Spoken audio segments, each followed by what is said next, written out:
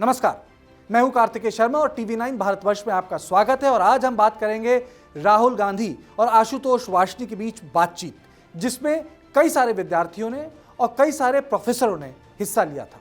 और जब वो पूरा 1.5 घंटे का इंटरव्यू, आप कह सकते हैं बातचीत, जब मैंने सुनी तो मेरे दिमाग में बस एक ही चीज आई, क्या कह गए राहुल गांधी। अगर पूरे के पूरे उस बातचीत को सुना जाए तो ऐसा लगता है कहीं ना कहीं राहुल गांधी ने हार मान रखी है कि अगला चुनाव भी वो जीत नहीं पाएंगे। पहले मैं आपको कुछ पॉइंट्स बताना चाहूंगा। राहुल गांधी ने कहा कि व्हाट्सएप बीजेपी के कंट्रोल में है। राहुल गांधी ने कहा फेसबुक बीजेपी के कंट्रोल में है। राहुल गांधी ने बोला 2 उद्योग घराने, सारा पैसा उनके पास है। राहुल गांधी ने बोला सारी राजनीतिक ताकत आरएसएस के पास है, आरएसएस देश के संस्थानों पर कब्जा कर रही है। राहुल गांधी ने बोला कि मीडिया भी मेरा साथ नहीं देता है, मीडिया भी फेयर नहीं है, तो मैं कहां जाके अपनी बात रखूं। राहुल गांधी ने बोला कि चुनाव तो बस एक, आप कह सकते हैं, लेजिटिमेसी के लिए कराया जा रहा है। राहुल गांधी ने बोला कि डेमोक्रेसी यानी लोकतंत्र ध्वस्त हो गया है इस देश में। राहुल गांधी ने यहां तक बोला कि संसद में मुझे बोलने नहीं दिया जाता, यानी जब मैं बोलना चाहता हूं तो माइक बंद कर दिया जाता है। राहुल गांधी ने स्वतंत्र आयोगों पर बुनियादी सवाल उठा दिए। और उसके बाद यह भी कहा राहुल गांधी ने कि भाई, कांग्रेस पार्टी तो कोई काडर की पार्टी नहीं है, ना नाटजी पार्टी, ना आरएसएस पार्टी है। कांग्रेस पार्टी विचारधारा की पार्टी है। मैं विचारधारा की लड़ाई लड़ रहा हूं और इस विचारधारा की लड़ाई में मैं बोलता ही रहूंगा। और यह भी बोला कि मैं अकेला नेता हूं जो मोदी के खिलाफ बोलता हूं, और मैं वो नेता हूं जो मोदी के खिलाफ बोलता हूं, उसके लिए रोज मुझे लात पड़ती है। ये मेरे शब्द नहीं है, ये राहुल गांधी के शब्द हैं। और उन्होंने 2-3 चीजें ऐसी बोली कि मैं भी आश्चर्यचकित रह गया। बोला कि जब मैं कहता था कांग्रेस में चुनाव कराओ तो लोग कहते थे नहीं कराओ, अब चुनाव की बात कर रहे हैं। लोग ये सवाल क्यों नहीं पूछते कि भाई बसपा में चुनाव क्यों नहीं हो रहा, भारतीय जनता पार्टी में चुनाव क्यों नहीं हो रहा। सिर्फ कांग्रेस के चुनावों को लेकर क्या दिक्कत है, कांग्रेस के चुनावों को लेकर उत्सुकता क्या रहती है।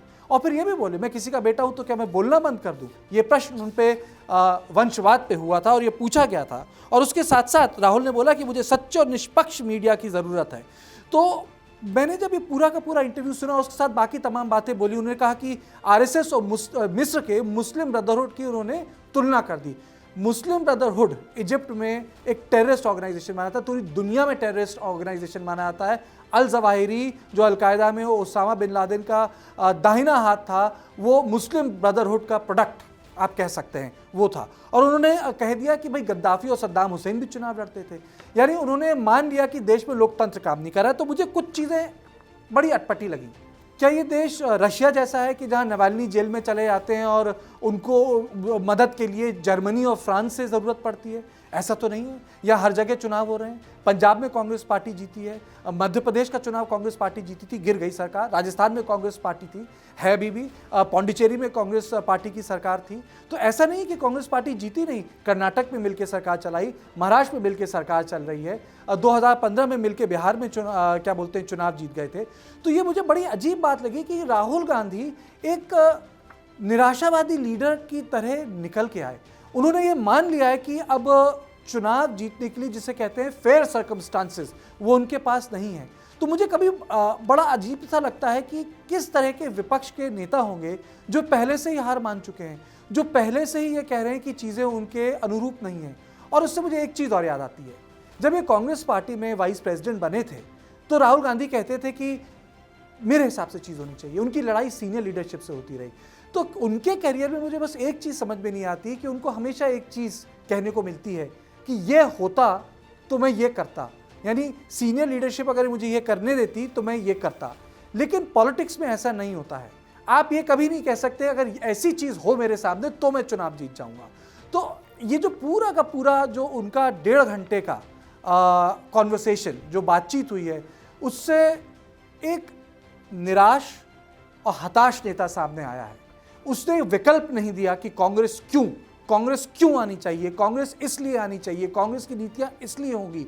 अरे ठीक है, अगर आपको टीवी और व्हाट्सएप मीडिया में नहीं दिखाया जा रहा है तो आप अपनी बात फेसबुक और यूट्यूब में तो रख रहे हैं। एक मजबूत विपक्ष का नेता नहीं दिखा, एक हारी हुई आवाज सुनाई दी। और मुझे लगता है ये देश के विपक्ष के लिए अच्छी बात नहीं है, क्योंकि आज भी कांग्रेस सबसे बड़ी नेशनल पार्टी है और उस पार्टी के सबसे प्रबुद्ध नेता केवल राहुल गांधी ही हैं।